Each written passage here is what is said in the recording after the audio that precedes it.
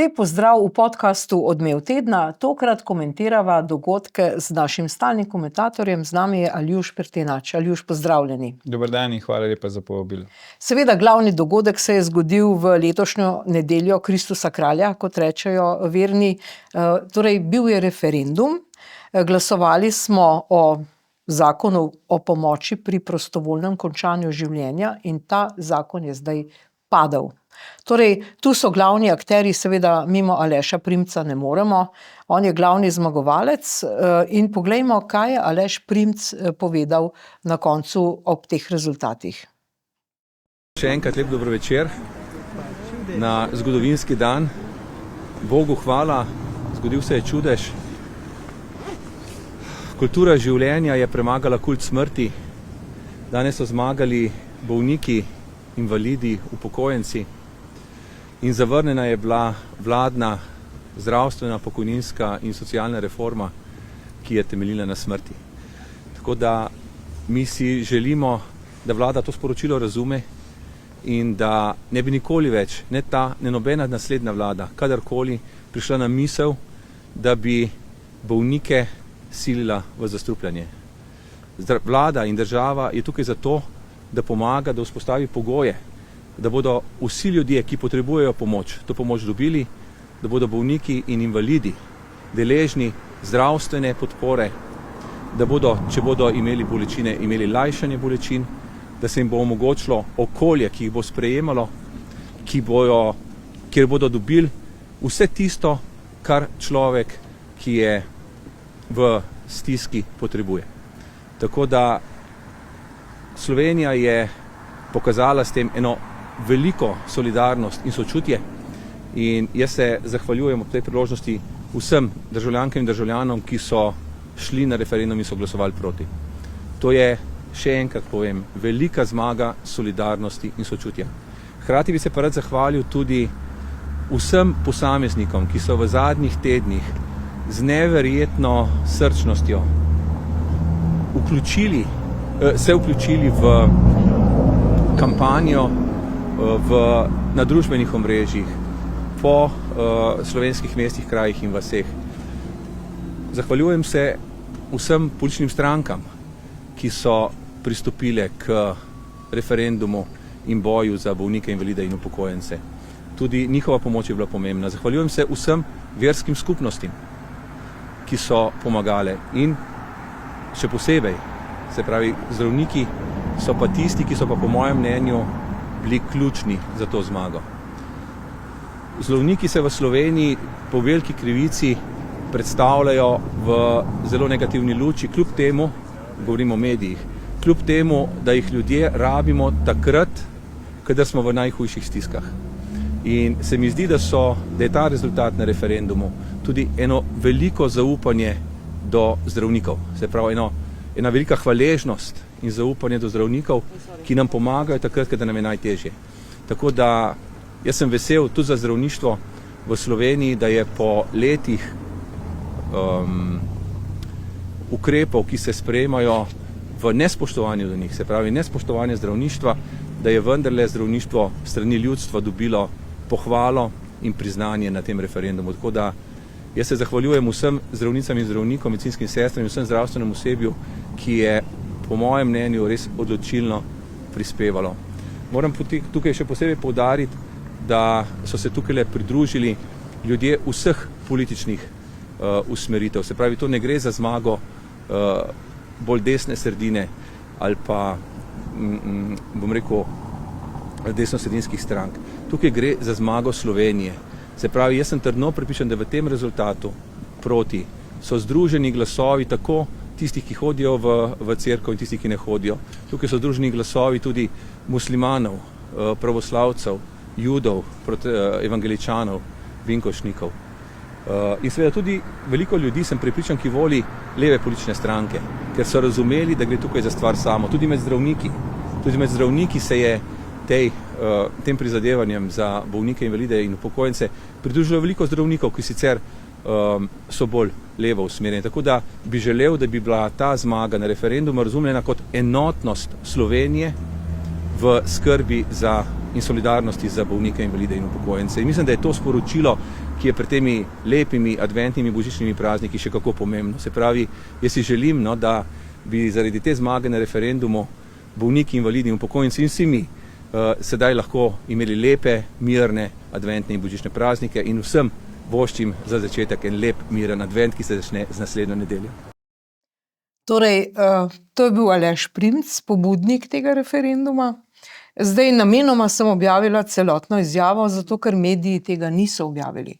Najbolj nenavadno je, da glavni mediji vabijo potem te, ki so recimo izgubili vsaj to politično opcijo. Kako vi komentirate? Aleša Primca praktično na glavnih, na osrednjih medijih nismo slišali. Ravno to sem hotel povedati, da jaz sem prvič slišal to izjavo v celoti in do zdaj nisem videl in to je nenavadno. Glede na to, da je šlo za pobudnika referenduma v zakonu, ki je s pobudo na referendumu uspel. Moramo vedeti, da postopek za referendum, na katerem se preverjajo zakoni, ki so sprejeti do zahteven v Sloveniji. Treba zbrati relativno veliko število podpisov v relativno kratkem času. Potem je določen tudi dvojni kvorum na samem glasovanju, se pravi, dovoljšno število volivcev mora priti in dovoljšno število glasov morajo pobudniki osvojiti, zato da so lahko uspešni. Tako da seveda gospodu Primcu oziroma organizatorjem referenduma vse čestitke. Najmanj kar je, če smo malo cinični, so se s tem izognili očitkom, da smo zapravljali denar davkoplačevalcev s tem referendumom. Glede samega rezultata bi pa jaz rekel, da v bistvu kaže na to, da je zakon res slab. Jaz mislim, da je to glavna razlika. Če pogledamo, volilna udeležba je bila približno enako visoka kot takrat, ko smo na posvetovalnem referendumu odločali o tem. No pa poglejmo, recimo, če se strinjate, recimo takole, proti uveljavitvi zakona je glasovalo 369.089 volivcev, to je 53,43%. Zdaj tole vse, kar je rdeče, je proti. Torej, oni so bili proti, vsi te. Torej, tu vidimo recimo samo v Ljubljana center, tam je več tistih, ki so za. Ja, drugače pa praktično cela Slovenija. Ja, v Ljubljana center bi rekel, je verjetno indoktrinacija največja. To sem hotel povedati. Zakaj je rezultat drugačen, kot je bil takrat, ko je bil posvetovalni referendum o evtanaziji? Jaz mislim, da če bi bilo vprašanje tudi tokrat, ali ste za to, da obstaja možnost evtanazije, da bi ljudje večinsko glasovali za. Ampak glede na to, kakšen zakon je bil predlagan, so bili večinsko proti. In jaz mislim, da je bilo to glasovanje o tem zakonu. Se pravi, zakon je bil res slab in to se je v zadnjem tednu, dveh te predreferendumske volilne kampanje pokazalo. To bi rekel, da je prvi dejavnik, ki se mi zdi pomemben, to, da je bil zakon res slab. Zato ni nobene tragike, da zakon ne bo obveljal. In drug vidik je bil tak, ki ga je tudi gospod Primc izpostavil, to pa je, da tisti, ki bi naj izvajali zakon, so bili praktično enoglasno, če pa že ne enoglasno, pa izrazito večinsko proti. Namreč zdravniško osebje, zdravniki, medicinske sestre. Ker jaz razumem, nisem zdravnik, ampak razumem, da nekdo, ki je posvetil svoje življenje reševanju tujih življenj, težko sprejme, da bo pa zdaj sestavni del njegove službe pa tudi jemanje ali pa pomoč pri jemanju teh življenj. Kar se tiče pa političnih vidikov, bi pa rekel, da na začetku je očitno opozicija na čelu z največjo opozicijsko stranko ocenila, da ne more dobiti političnih točk na tem vprašanju oziroma da bo težko zmagovita. Zato niso pristopili organiziranemu zbiranju podpisov. Ampak potem, ko se je pa Rimokatoliška cerkev končno javno opredelila do tega vprašanja, kot največja verska skupnost pri nas, nekako s tem tudi potegnila ostale verske skupnosti v to debato, se je tudi SDS organizirala in verjetno odločilno prispevala k temu, da so bili podpisi za referendum zbrani. Potem je pa v sami predreferendumski kampanji pa spet se mi zdi pravilno oceno prvak opozicije Janez Janša, da se ni tu izpostavilo, se ni dajal v prvi plan, in s tem odločilno omogočil, da tu ni šlo za referendum za ali proti Janši. Ker jaz se bojim, da če bi ljudje razumeli, volivci, da gre tu za referendum za ali proti Janši, bi bil rezultat podoben, kot je bil na posvetovalnem referendumu o eutanaziji. Ker takrat, vemo, smo imeli par teh referendumov, in takrat so volivci razumeli, da gre tu za spopad Golob Janša in je bil rezultat tak, kot je bil. Zdaj, ko so pa odločali vsebini, so pa odločili večinsko proti in jaz mislim, da je to kar dober rezultat, da rabimo boljši zakon za tako kočljiva vprašanja, kot je recimo to. No, poglejmo zdaj to koalicijo, ki je izgubila, to se pravi, oni so potem nastopali v medijih, čeprav so izgubili, to je neverjetno, ampak vendarle zdaj, čeprav, kot pravite, se tokrat Janez Janša ni posebej angažiral, pa so oni zdaj že drugi referendum v pol leta izgubili. Ker en je bil ta referendum za pokojnine kulturnikov. Da ne bo napačno razumljeno, jaz to nisem mislil kot očitek. Jaz mislim, da hotel sem reči, da on pravilno ocenil, da pač ne sme, rekel, to biti vprašanje, tako kot je rekel gospod Primca.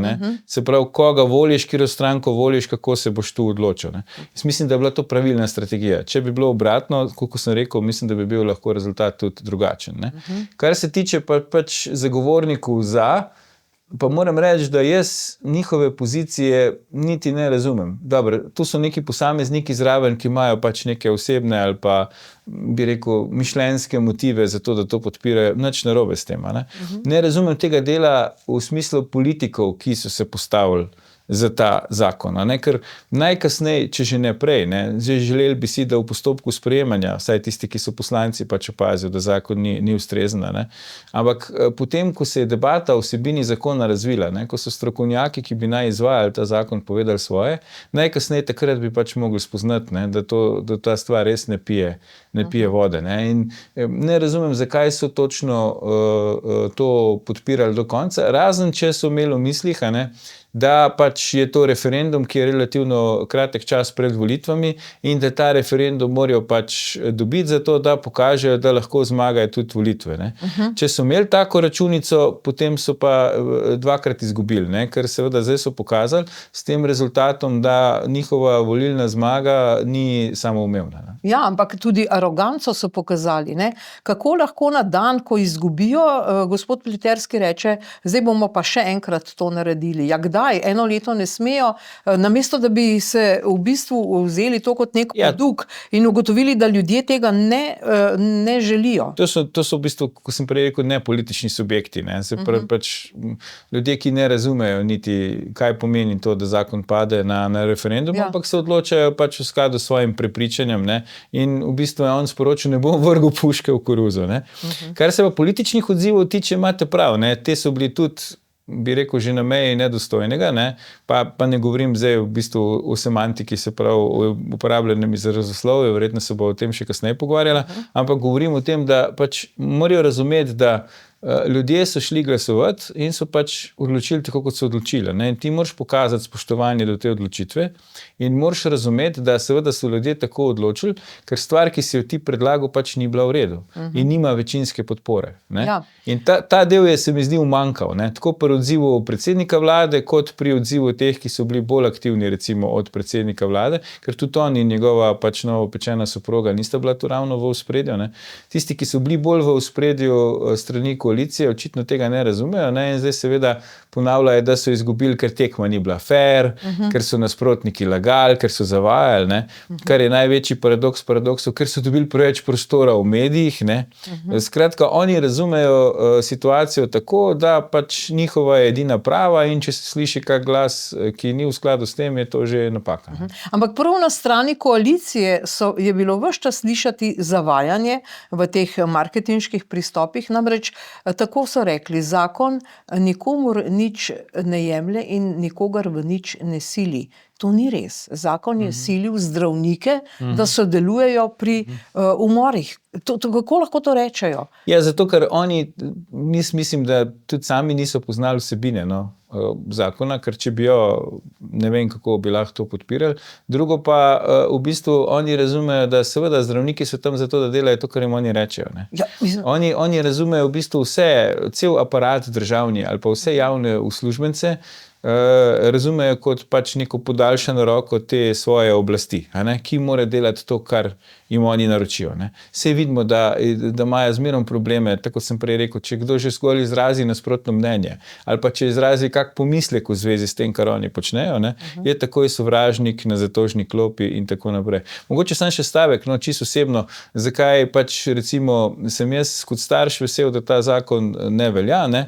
Zakon je med drugim predvideval, da sicer formalno polnoleten otrok, 18 let, če pride k zdravniku in reče, da razmišlja o samomoru, mu je zdravnik pač dolžan ponuditi to možnost asistiranega samomora, brez da bi o tem obvestil starše otroka. Vemo, kako je pač z najstniki, in saj tiste, ki smo starši, jaz mislim, da to, če ne drugega, ta del nas sigurno prepriča, da to vrstnega zakona ne podpiramo. Vsekakor. In zdaj tale koalicija, ki sicer pravi, da niso izgubili ali da ni bilo fair, ne vem, kaj vse se izmišljujejo, so v bistvu v enem letu izgubili, če gledamo te volilno udeležbo in rezultat, okoli 100,000 volivcev. To se pravi, kam to pelje zdaj? Od prepričljive volilne zmage Roberta Goloba in tistih prvih posvetovalnih referendumov, ki so bili relativno hitro, pa mogoče bi lahko v ta koš dali še predsedniške volitve, čeprav vseeno je to neka specifika. Od takrat naprej sami izgubljajo. Evropske volitve so prepričljivo izgubili. V bistvu najprepričljivejši poraz tako največje vladne stranke per se, kot vladne koalicije napram pač drugim strankam, potem izgubljajo referendume. Take, ki bi človek pričakoval, da jih bojo izgubili, kot recimo glede pač teh izrednih pokojnin. Take, kot je tako, mogoče ne bi pričakoval, organizator oziroma pobudnik je celo čudež omenjal. Vemo, da čudeži so nasploh redki, v politiki so pa še redkejši. Tako da se kaže tu nek trend, ampak kot pravim že ves čas, ali pa kot se mi dva večkrat pogovarjava, pravi referendum, tisti ampak glavni so volitve. In pač te marčevske volitve, če bodo marca, bodo pol pokazale, ali bo uspelo Robertu Golobu obrniti ta negativni trend, nekako pač kot po tej strategiji Mao Tse-tunga, iz poraza v poraz do končne zmage, ali pa vendarle ti rezultati napovedujejo, da tudi na volitvah bo stvar drugačna. Dve izjavi sta zelo odmevali v tej kampanji. Ena je izjava doktorja Roberta Goloba. On je tako nekako dejal na 18. novembra na seji Državnega zbora. In sicer imamo Goloba in Kebra, takole pravi Golob: tisti, ki ima to smolo, da je njegov starš še živ in nepokreten. In potem nadaljuje, to je bil Golob. Drugi pa je doktor Dušan Keber, ta pa je v svojih razpravah o evtanaziji večkrat poudaril, zdaj pa tako nekako navajam, da človek ob koncu življenja ne sme postati zgolj skupek organov, to je rekel, ki jih medicina ohranja pri delovanju brez dostojanstva. Kaj mislite, koliko sta zdaj ti dve izjavi res razkrili to etično podstat te nove politike, pa ne nazadnje tudi nekega zdravnika?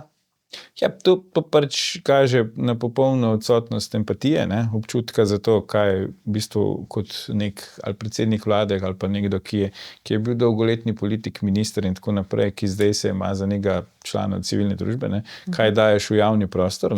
Po drugi strani pa verjamem, da je marsikaterega volivca, ki je potem šel minulo nedeljo na referendum in obkrožil proti, da pač prepričal v to, da je to storo. Ker s tovrstnimi izjavami gotovo ne verjamem, da so koga prepričali, da bi glasoval za. Zdaj, za predsednika vlade smo nekako že navajeni, da mu je vse breme, tisto, kar mu ne pač naredi življenja bolj lagodnega ali pa bolj uživaškega, da tako rečem, in očitno pač starše, ki so bolj betežni pri koncu svojega življenja, on dojema kot neko smolo. Pri gospodu Kebru pa pač se pravim, glede na to, da je zdravnik po osnovni stroki, me čudi, da ima tako stališče. Da na koncu skupek organov ohranja. To je zelo, bi rekel, tako neko mehanicistično, biološko pač gledanje. jaz verjamem, da vsi verjamemo, da je človek vendarle več kot sam skupek organov. Ne. No, tokrat se je tudi Milan Kučan postavil na stran smrti, pa prisluhnimo. Ne morem sprejeti tega, da bi o podaljševanju mojega življenja, kljub trpljenju, katerem bi se morebiti končalo, odločal kdo drug namesto mene. Zakon, ki je predlagan, ureja to pravico človeka, zato bom ta zakon na referendumu tudi podprl in bom glasoval za. To je, bi rekel, eno od ključnih družbenih vprašanj. Gre za nek družben dogovor o tem, kako vidimo znotraj celega korpusa človekovih pravic tudi pravico človeka, da odloča o svojem življenju in da tega ne prepušča nikomur kot monopol, ampak da to poskuša uveljaviti kot svojo pravico takrat, kadar gre za dokončanje njegovega življenja in s tem morebiti tudi konča trpljenje, ki ga ne more več prenašati. No, glede na to, da se je oglasila tudi Svetlana Makarovič, ona je zdaj bila prisotna pri tej stranki Mi socialisti, Kučan bi lahko rekli Mi komunisti, ne? Torej, ali so zdaj socialisti in komunisti tudi tokrat izgubili in pretiravali s to pravico do smrti? To je najbolj absurdno, vse koliko vsak od nas umre, pa tudi ubijajo se ljudje, samomor delajo, ne? Ja, načeloma je to res, bi rekel, filozofsko dosti zgrešeno vprašanje v smislu, ker zelo redki med nami pač odločajo o tem, ne, ali pa imajo kakršenkoli vpliv na to, kdaj bomo umrli, ne. Tako da to je nekako skregano z logiko. Pri tej izjavi gospoda Kučana bi rekel, sta dva momenta pomembna. Prvi je ta, da očitno ni razumel, da ne glasujemo o tem, ali pač dopuščamo pravico, da nekdo, ki trpi, sam odloča o tem, kdaj se bo to trpljenje končalo, ampak odločamo v konkretnem zakonu, ne, za katerega sem jaz že prej rekel, da pač mislim, da je slab in je prav, da je pač na referendumu bil zavrnjen.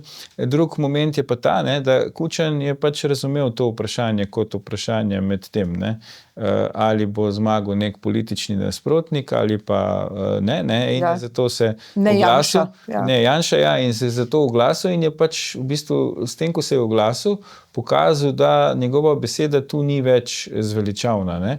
In zdaj še že to kar nekajkrat zgodilo, ne, se pravi pri evropskih volitvah, pri prejšnjem referendumu, pri tem referendumu, skratka, kaže se, da če bo Robert Golob zmagovalec naslednjih parlamentarnih volitev, ne, to ne bo zato, ker ga je podprl Milan Kučan, ne, ker na teh vprašanjih, kjer se zdaj Milan Kučan oglaša, vidimo, da pač v bistvu kar precej izgublja, ne. Praktično od predsedniških volitev, ko je prvi podprl Natašo Pirc Musar, ni več njegovo stališče bilo tisto, ki bi prevladalo pri volivcih, ki so se okrog tega opredeljevali. To se pravi, Milan Kučan nima več te moči mobilizacije tega tabora, niti anti-Janša sentiment ni več mobilizacije. Tako močen ni, kot je bil, ne. Zdaj seveda, če bi prišlo še do ene vlade Roberta Goloba, si bodo pač vsi po vrsti verjetno pripenjali medalje za zasluge, ne. Ampak Golob sam bo lahko rekel, ne, poslušajte, ne, zdaj sem šel jaz v bitko in pač rezultat je tak, kakršen je, ne. Ker tle vseeno, tudi če se on angažira v kampanji, se ne odloča o njem neposredno, ne. Na evropskih volitvah ni bil kandidat, v teh referendumih ni bil pač on nosilca, ne, bi rekel, teh zakonov, nismo o njem odločali, ne. Na volitvah dejansko bomo pač odločali o njem, ne. To bo referendum o tem, kaj si mislimo o vladi Roberta Goloba, ne. Tako da težko bodo te centri moči tranzicijske levice iz ozadja pač Goloba prepričali, da so mu oni omogočili v celoti to njegovo morebitno zmago, ne, glede na te rezultate, ki jih zdaj dosegajo, ko je on bolj pasiven. Ne.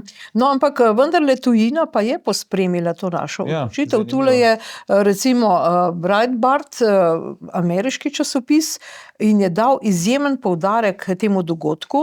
To je konzervativni portal v bistvu. In pravi, je seveda povedal, da večina v Sloveniji je glasovala proti in je zavrnila asistiran samomor v bistvu, ne, in so pohvalili in omenili odločilno vlogo Aleša Primca. To se pravi, ta dogodek je mednarodno pomemben. Ja, jaz mislim, da ta del pač tudi konzervativnega, da tako rečem, ameriškega tiska, razume ta zakon, ne, in to, kar se je dogajalo v zvezi s tem v Sloveniji, kot del neke te svetovne agende, ne, se pravi pač čim hitrejšega, čim lažjega predčasnega končanja življenja, ne.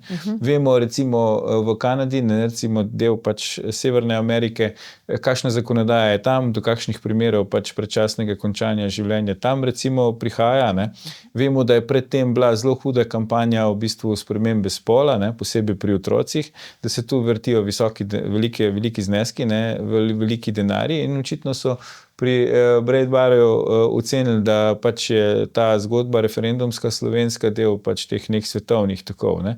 Kar je nenavadno, ne, ampak kaže na to, da vseeno nismo mi pač v Sloveniji čist izolirani od tega, kar se po svetu dogaja in to se mi zdi, da je en zanimiv vidik, ki je mogoče vpliv na to, da je zakon, posebej ko je šel skozi parlamentarni postopek, ne, se pravi z dopolnili, ki so bili v parlamentu dodani, k besedilu zakona pač rato to, kar je na koncu rato in kar so ljudje na referendumu pač večinsko prepričljivo zavrnili. No, seveda je reagirala tudi politika, kot že rečeno, so očitali nefer tekmo. Poglejmo, kako sta se opredelila gospod Horvat pa gospa Žibrat.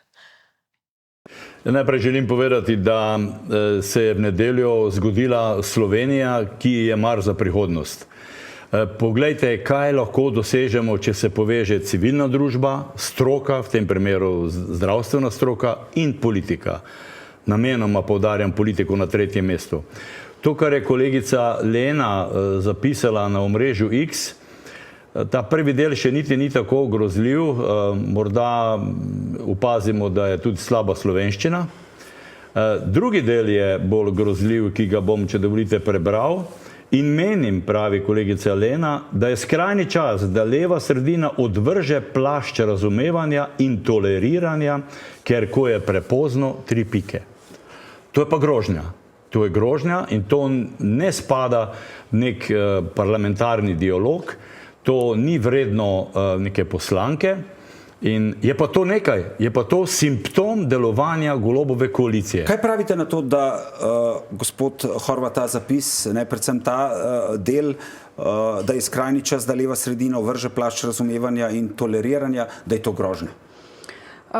Jaz mislim, da gre za nek odziv na nefer igro, ki je se pokazala tekom referendumske kampanje, ampak mi v Gibanju Svoboda zagovarjamo spoštljiv dialog. Tudi v samo kampanjo smo stopili spoštljivo, nismo širili nekih zavajajočih sporočil in v bistvu nismo želeli iz te teme narediti neko ideološko politično temo.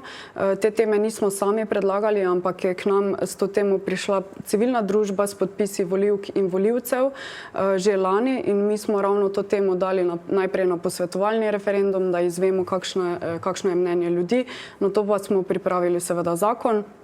In meni je res žal, da so verjetno nekateri ljudje ostali doma, ker so bili zmedeni, ker se je v kampanjo vključila cerkev, čeprav ni bila prijavljena kot del kampanje. Širila se je tudi ta referendumski kompas strani zdravniške zbornice in verjamem, da je marsikdo bil tako zmeden in da je s tem uspelo opoziciji spolitizirati sicer zelo intimno osebno temo, ki ne bi smela to postati. No, poglejmo, ne, kako je zdaj to spolitizirano v tem anti-Janša momentu. Ne. Lena Grgurevič, kaj točno je zdaj ona napisala? Tole je bil njen X, SDS, plus oprode Nove Slovenije, plus cerkev, plus zdravniška zbornica, plus KGZS, kaj bi to bilo? Gozdarska zbornica, ja, ne, plus obrtna zbornica Slovenije, pa poslušajte, pa kdo še vse, ne. Nikaj, organiziral se je Črnuhar, je napisala.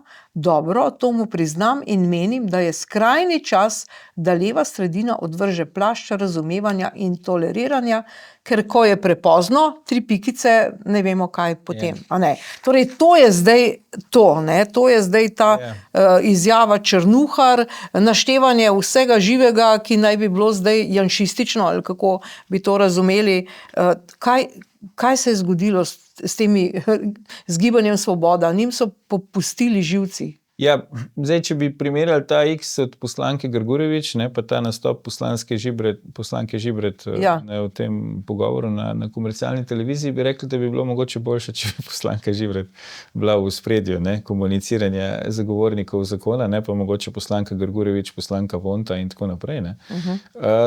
Do tega, ker ona pač razlaga, na kak način se oni obnašajo, kaj so želeli in tako naprej. Zdaj, pri rezultatov tega, zakaj se je zgodilo to, kar se je zgodilo in kaj ta rezultat pomeni, pa pač se obe po moje motita. Ne? Zdaj, ona je sicer to na mal bolj dostojen način izrazila to svojo zmoto, ne? Poslanka Žibretova, medtem ko poslanka Grgurevič v bistvu očita taboru proti to, kar so sami storili. Ne? Ona pravi, so spolitizirali, ne? Obe pravita, niso spolitizirali, ne? Ker ne moreš ti reči, da je cerkev politizirana, pa zdravniška zbornica, pa kmetijska zbornica, pa obrtna zbornica. Se pravi, vsi so spolitizirani, oni, ki pa so politika, oni pa niso spolitizirani in so strokovni in razumejo, da je to intimno vprašanje. Ne? Se to popoln nesmisel. Ne? Zdaj, včasih v bivši skupni državi smo rekli, recimo v nogometu, kdor zgubi se, ima pravico pač pritoževati. Se pravi, v izvirniku, ko gubi, ima pravo, da se buni. Ne? Ampak če gremo zdaj čez to, ne? Zdaj, napoved je očitno, da ta rezultat pomeni, da oni niso zgubili zato, ker je bil zakon slab, ali pa so bili premalo prepričljivi, da bi ljudi prepričali, da je zakon dober, ampak zato, ne, ker je bilo vse spolitizirano, ker so vsi lagali, ker se je Črnuhar dobro organiziral, ne, to sicer je pohvala tudi na nek način, to verjetno misli pač Janeza Janša. Ja, kasneje, ko je še pisala. In zdaj bojo oni odvrgli plašč, ne, gospa Petrovčič. Se pravi, oni niso razumevajoči in tolerirajoči sami po sebi, ne, ampak so se s tem plaščom odeli, ker so mislili, da bojo na ta način pač dobili politično korist. Ne. Zdaj so ugotovili, da to ne funkcionira po njihovem mnenju in zdaj bojo ta plašč odvrgli. Kar pomeni, da ona s tem, poslanka Grgurevičeva je zdaj napovedala, da zdaj bomo videli ta pravi obraz svobode. Ne? Ja. Zdaj, če je to res, ne, jaz to pozdravljam z vidika pač marčevskih napovedanih parlamentarnih volitev, ker jaz mislim, da je fair, da volivci vidijo ta pravi obraz svobode in naj kar odvržejo ta plašč. Vse so ga že precej. Sicer, mogoče se komu med nami zdi, da so ga že, pa nas bo še precej bolela glava, verjetno, ne, do tega marca nesrečnega ali pa kadarkoli že bodo volitve, če bodo res odvrgli plašč, ampak v končni fazi jaz mislim, da bo to pač koristna bolečina, ker bomo lahko res vsi spoznali, zakaj pri njih gre. In ti poreferendumski njihovi odzivi pač kažejo na to, ne? Bomo sneli rokavice, ne? Bi rekli tako. Ne? In zdaj bomo videli, kaj to pomeni, ko oni snamejo rokavice. Bog dlako menja, narave nikoli ne. Ampak lejte, zdaj oglasil se je potem tudi nadškof in metropolit Stanislav Zore in seveda dejal je, da je dan hvaležnosti, bil vesel tega izziva in oglasil se je tudi Andrej Saje, predsednik Slovenske škofovske konference. Gospod Saje je še posebej pozival k strpnemu dialogu. Zdaj, vloga cerkve, seveda je prav, da se ni pustila utišati. Sej konec koncev so tudi pravnike poslušala. V bistvu je to referendum, cerkev pa tudi druge verske skupnosti, ki so se oglasile proti tej evtanaziji, imajo pravico govoriti, pa so prijavljene v kampanji ali ne? Inštitut 8. marec ima pravico, Rimokatoliška cerkev Slovenije pa nima. Ne? Logično, pač cerkev je del civilne družbe, drži, da pri nas je po ustavi in po zakonu pač ločena od države, ampak sej cerkev je to spoštovala. Ne? Ko je se zakon sprejemal, ne, se praktično ni oglašala. Ne? Človek bi pričakoval, da bi že takrat, ne? Zato ker pač jasno je, da pač ona predstavlja vernike, ne? Se pravi svoje, in pač jasno je, da ta zakon je v nasprotju s tem, kar njihovi verniki verujejo in kakršen nauk oni zagovarjajo. Ne? Ampak takrat so bili recimo tiho, tako da bi lahko rekli, da so do pike natančno ali pa še mogoče bolj spoštovali to ločitev cerkve od države. Ne? Ko pa enkrat gre za referenduma, ne? Kjer pač moramo ljudje odločiti, ne? Je pa prav, da se pač cerkev do tega vprašanja opredeli. Se to je eno ključnih vprašanje življenja in smrti, je pač eno ključnih vprašanj. Ne? Vsake verske skupnosti, ne samo daleč največje v Sloveniji, in mene ne preseneča stališče verskih skupnosti do tega zakona. Če bi me naprej vprašali, bi jaz rekel, da se sigurno pač sploh tako, kot je bil napisan, tega zakona ne bodo podpirali. Ne? In jaz sam nisem pač veren, nisem del cerkvenega občestva, ampak pozdravljam to, da pač cerkev ima bolj aktivno vlogo v slovenski družbi, zato ker velik del slovenske družbe pa je. In prav je, da se pri nas pač slišijo vsi glasovi in da se slišijo na tak način, kot so bili zdaj prezentirani. In tako kot je tudi predsednik biskupovske konference rekel, strpnim dialogom. A veste, ker nestrpen dialog po tem referendumskem izidu ni bil samo na strani pač zagovornikov, to sicer bolj bode v oči, ker je res nedostojno, da se neka poslanka Državnega zbora na tak način pač javno izraža, medtem ko je na funkciji, ampak tudi na pač strani pač nasprotnikov, ki so tiste, ki so recimo zakon podpirali, zmerjali s tem, da naj si pač kar čim prej vzamejo življenje in da bo tako boljše in tako naprej.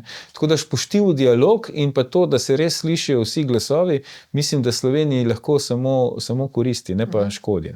Ampak dejansko sem jaz velikokrat imela občutek v tej kampanji, predvsem pri zagovornikih, da je to njihov ideološki boj, da oni za nalašč tiščijo s tem zakonom, ker zdaj bodo pa oni izsilili to, česar verujoči ne verjamejo.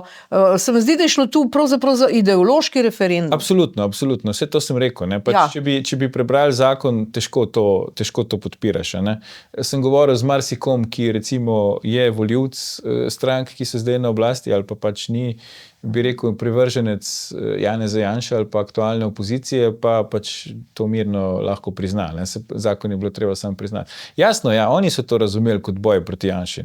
Zato so tudi na referendumu izgubili. In proti cerkvi. In proti cerkvi, ker če drugače med kampanjo bi mogli opaziti, da se ne borijo proti Janši, proti cerkvi, da v bistvu se borijo na nek način proti sami sebi, ker so uspeli večinsko izraženo stališče pozitivno do pač upeljave možnosti eutanazije v Slovenijo spremeniti v večinsko stališče proti, zato ker so pač pripravili slab zakon.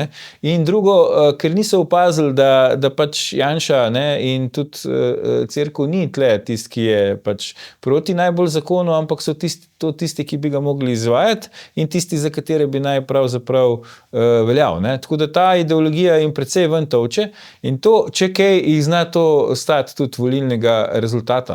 Ker, a veste, strah pred Janšo je močen moment v slovenski politiki in do zdaj je nažalost se zmerom izkazal bolj ali manj, ali pa skoraj zmeraj za odločilnega. Motivacijskega. Vsaj v tem smislu, tudi če Janez Janša dobi volitve, kot se je recimo pač zgodilo leta 2018, potem težko sestavi vlado, ker seveda se vsi na tem momentu sam da ni Janša, se organizirajo proti njemu. Ampak vidimo zdaj, da se pojavljajo nekako prve razpoke v tem, kar je spet dobro, ker veste, za neko pač razvito politično državo ne more biti vsake volitve referendum o tem, pač da nočemo Janše, ampak volitve mora biti referendum o tem, na kak način pa koga mi hočemo, da bo vodil to našo prihodno državo. In mogoče se ta anti-Janša tabor res počas začel, to bomo sicer še videli, če drži, ampak da se je počas začel, da je ujet v to zanko, se je važno, da mi rečemo, da smo proti Janši, pa da je Janša za ali pa Janša proti nečemu, pa bo že to dovolj.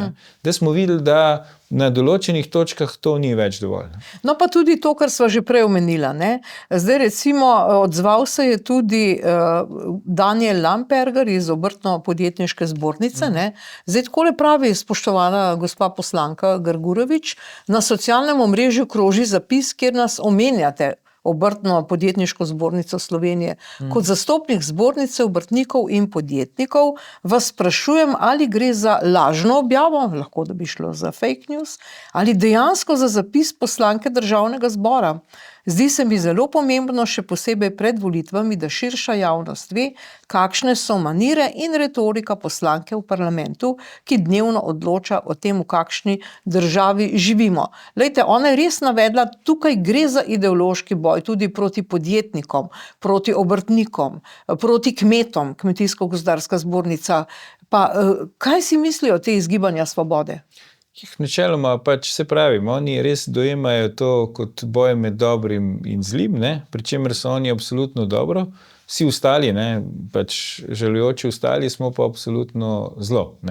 In če bodo nadaljevali s tako retoriko, če bo ta retorika prevladala, če ne bo to pač, zdaj mi bi se lahko tolažili, da je to zgolj ena izmed pač še zmerom številnih poslancev Gibanja Svoboda.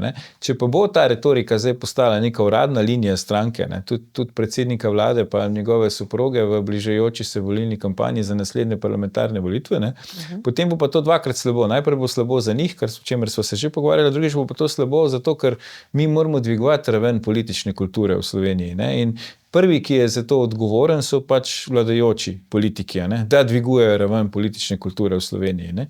Tu pa vidimo zdaj nek moment, kjer oni imajo občutek, da ker imajo previsoko politično kulturo, zgubljajo na volitvah in zdaj pač bojo se tu popravili. Bojo šli nižje, zato da bodo potem lahko uspešni, da bodo lahko odgovorili na vse druge, ki po njihovem mnenju pač igrajo neko umazano igro. Ampak tu ne gre za nobeno umazano igro. Edino, kar je umazan, so pač njihovi odzivi po tem referendumu, pa zakon, ki so ga predlagali. Ja, no, oglasil se je tudi Jaša Jenull na X-u, prav tako po referendumu. Tudi on je pravzaprav podpiral na nek način ta upor. Danes so zmagali laž, politikanstvo, strah in sovraštvo. Če ne želimo, da se enako ponovi marca, še z veliko bolj uničujočimi posledicami, se bo moral vsak izmed nas precej bolj aktivirati. Kako zdaj bodo? Ja, jaz mislim, da ta drugi del bi se kar strinjal. Se pravi, v Sloveniji res zmagujejo pač laž, politikanstvo, strah in sovraštvo, ampak jaz mislim, da te minulo nedeljo niso zmagali. Težko pač to očitamo. Pač, če je nekdo glasoval proti enemu zakonu, zato ker se mu zdi slab ali neustrezen ali karkoli, težko rečemo, da je to šlo za laž, politikanstvo, strah in sovraštvo. V tej kampanji vendarle smo lahko slišali različna mnenja, lahko smo slišali mnenja stroke, lahko smo slišali mnenja številnih civilno-družbenih posameznikov, organizacij in tako naprej in pač smo se lahko dosti argumentirano, se mi zdi, pač odločili. Je pa res, da v Sloveniji, če mene vprašate, v zadnjem času res zmaguje laž, politikanstvo, strah in sovraštvo. In kako se bodo oni aktivirali zdaj? To je na strani pač vladajočih. In Jaša Jenull, sicer zdaj pač soustanovitelj, čeprav razumemo neke nove stranke, ampak vendarle še zmeraj podpira pač te vladajoče oziroma stvari pred tem, da bi se oblast v Sloveniji lahko zamenjala. Zdaj, kako se bo aktivirali, ne vemo, ampak verjetno v istem stilu, kot napoveduje poslanka Svobode Grgurevič, se pravi, odvrgli bojo plašč tolerance in razumevanja. Torej, mi socialisti, kjer zdaj je Jaša Jenull, oni bodo zdaj mogoče manj tolerantni. Kako to razumemo? Absolutno, se pravim. Zdaj pač, potem, ko imamo zdaj že 3 leta, bi rekel, praktičnih primerov tega, da se preganja drugače misleče, da že vsaka beseda, ki je proti, je pač preganjana, sankcionirana. To lahko tudi iz osebne izkušnje povem, ker me predsednica Državnega zbora preganja s policijo zaradi nečesa, kar sem zapisal v njenem političnem delovanju. Skratka, zdaj oni razumejo, da pač bo treba še zmanjšati toleranco in razumevanje, ko praktično ne kažejo že do sedaj nobene tolerance in razumevanja. Tako da človeka je res pol kar mal strah, kam to pelje še, točno kako se bo to nadaljevalo. No, ampak seveda je pa na X-u pisal tudi Janez Janša in sicer tole je zapisal Logarju. Kje ste se skrivali med kampanjo? Zdaj ste se priključili taboru proti.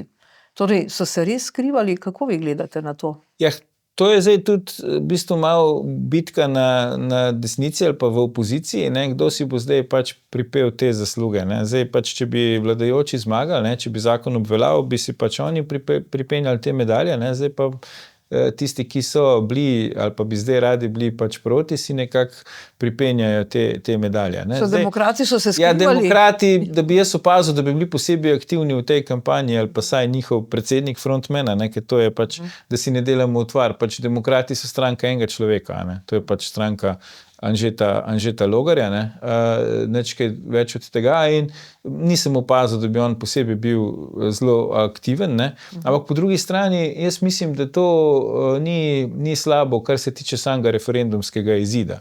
Kar se tiče pa splošne politične debate, bi pa se strinjal v oceni, da gospoda Janše, da seveda Anže Logar taktično razmišlja v smer, da čim manj se opredeljevati, ali pa čim bolj raznoliko se opredeljevati je to najboljše. Ne? Se mi zdi, da on tudi, vemo, da imajo zdaj neko marketinško plakatno akcijo, ne? Če sem prav opazil, nekaj obstaja izbira, ne? Pa imamo Janšo pa Goloba, pa Logarja od spredja, se pravi, izbira je, ne samo med Janšo pa med Golobom, tu je Logar. Ne? Očitno oni želijo nekako pokazati, ne, da niso ne levi, ne desni. Ne.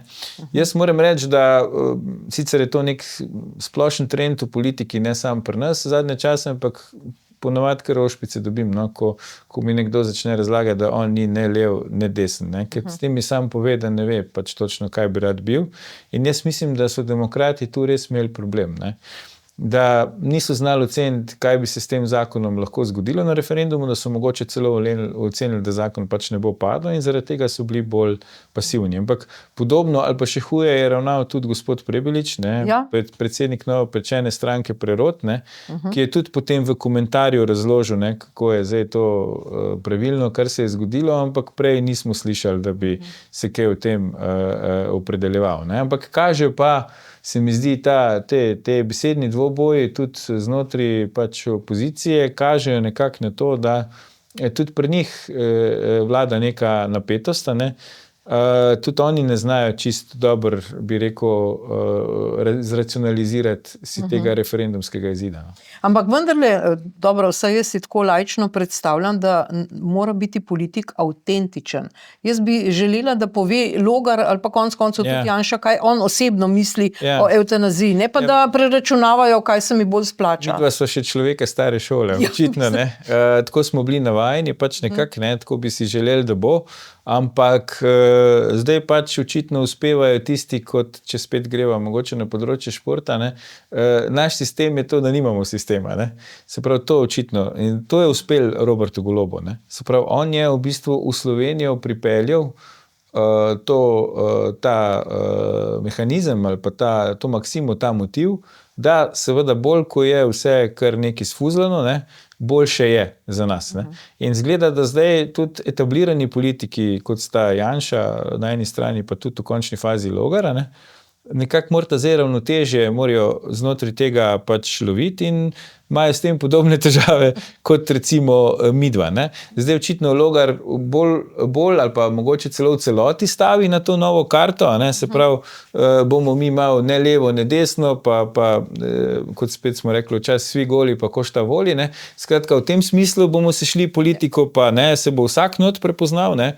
Medtem ko Janša pa še zmerom pač po tem klasičnem principu, on bi pa vendar pač rad postal mejo, a ne, se pravi, do tu smo mi, od tu naprej mi več nismo, ne. Bomo videli, kater pristop bo recimo na volitvah bolj uspešen.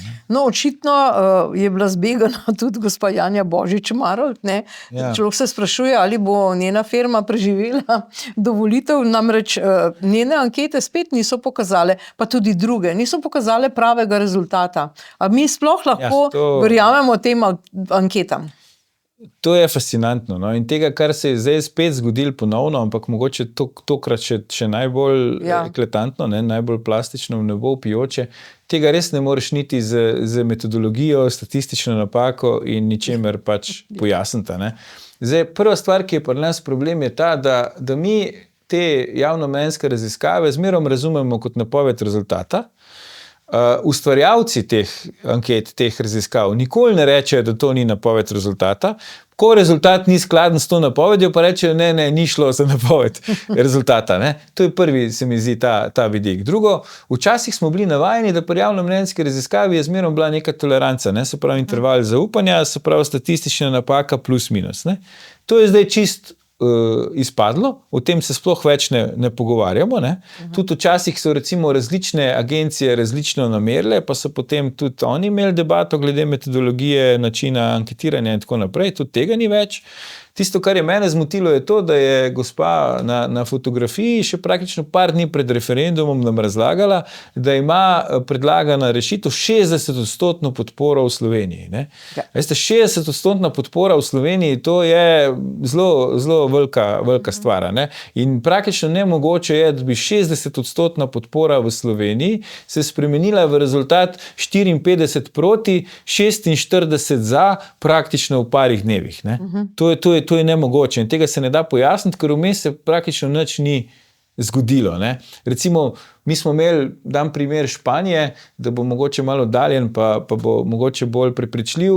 So bile enkrat v preteklosti ene volitve, kjer se je par dni pred temi volitvami zgodil en teroristični napad, ne, in takratna vladajoča stranka hotela za to obtožiti socialiste, pač ta blef ni šel skozi in potem so se volilne preference toliko spremenile, da je bil rezultat potem na volitvah za njih slabši. Ampak niso imeli prej 60% podporo, pa potem 40% v parih dnevih. Ne? Pa je šlo res za hud teroristični napad, skratka res velik pretres se je zgodil. Ne?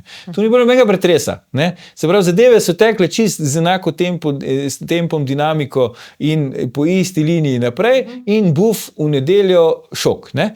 In namesto, da bi se pač malo pogledali v gledalo, da bi se posuli s pepelom, ne, nam vehementno razlagajo, da oni so pač pravilno zmerili, edini ljudje so se narobe odločili. Ne. Ja, to se pravi, taka agencija, ne, na tak način ustvarja javno mnenje, pa je tokrat ni uspelo, ne.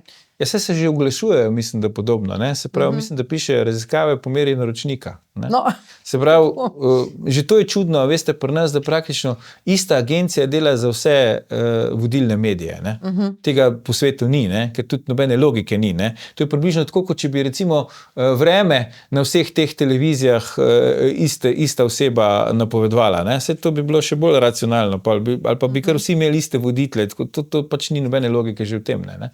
Ampak jasno je, da aktualna oblast zelo stavi na to. Se pravi, ustvarjanje javnega mnenja, javnomnenjske raziskave in tako naprej. Se mi zdi, da je to še edina bilka, za katero se držijo, da bodo očitno končali ta mandata. Ne? Ker mi po vsaki stvari zvemo, da se je v bistvu njim podpora povečala, če pa ne povečala, saj ostala ista. Ne? Nesrečna smrt nedolžnega človeka v Novem mestu, ne? Podpora Golobu je ostala ista, malo mu je celo mogoče zrasla. Ne? Zdaj je izgubil na referendumu, podpora je ostala ista, mogoče mu je malo celo zrasla. Ne? Ves čas poslušamo, v igri za zmago sta Janša in Golob. Ne? Janša je zmagal 3-krat zapored, Golob ni bil niti blizu zmage, ampak ona dva sta še zmeraj v igri za zmago. Ne?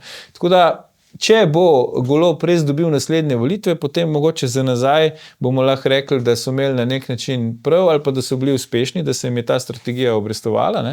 Da so res uspeli ustvariti ta vtis. Ne?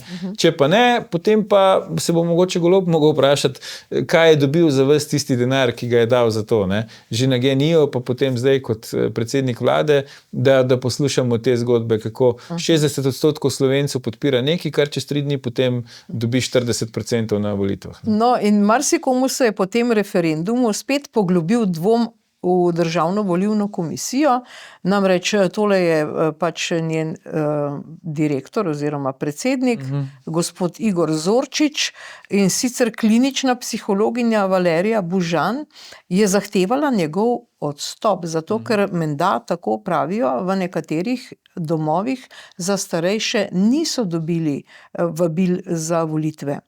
In zdaj na Državni volilni komisiji so sicer to zanikali, ampak vseeno. Prišlo je več poročil, tudi Večer je poročal, da domovi za starejše niso prejeli obvestila o možnosti glasovanja po pošti. Ne? In seveda zdaj, kaj se dogaja, v kolikšni meri res lahko dvomimo v to Državno volilno komisijo, tudi pri volitvah velikokrat lahko beremo in slišimo te dvome. Ja, dvomimo lahko precej, se mi zdi, ker ta virus svobode se širi v vse družbene podsisteme, vse državne organe in vidimo tudi v Državno volilno komisijo. Ne? Vemo že, da na prejšnjih bi rekel, organiziranih glasovanjih so bili neki številni problemi in to mene ne preseneča, tudi zdaj niso bili. Ne? Zdaj, za pristaše stranke proti, pa za mogoče pristaše teorij zarote, ni težko najti pojasnila. Ne?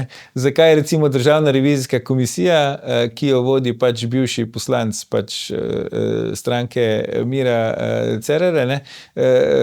Predsednik parlamenta, ni poslala pač starejšim občanom v domovih za ostarele volilnih glasovnic, ne? Ker verjetno so imeli neko pričakovanje s tem, kako bi ti lahko na referendumu o evtanaziji glasovali. Ja.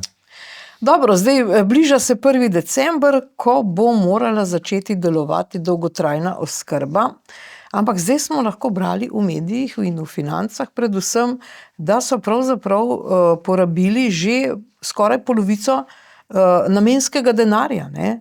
Zdaj zbrali so za dolgotrajno oskrbo, od 1. julija nam vsem pobirajo, tudi upokojencem, vsem.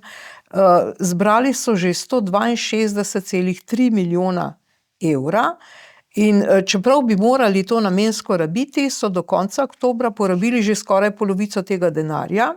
In kam je šel denar? Za e-oskrbo, torej prav za Telekom Slovenije, ne, to je šlo 149 tisoč evrov, in pa seveda na Zavod za pokojninsko in invalidsko zavarovanje za plačilo dodatka za pomoč in postrežbo, ki pravzaprav bi moral soditi iz te malhe in iz tega proračuna SPIZ-a, ne pa iz tega. Torej, kdaj se bo končala ta, moram reči, lopovščina? No?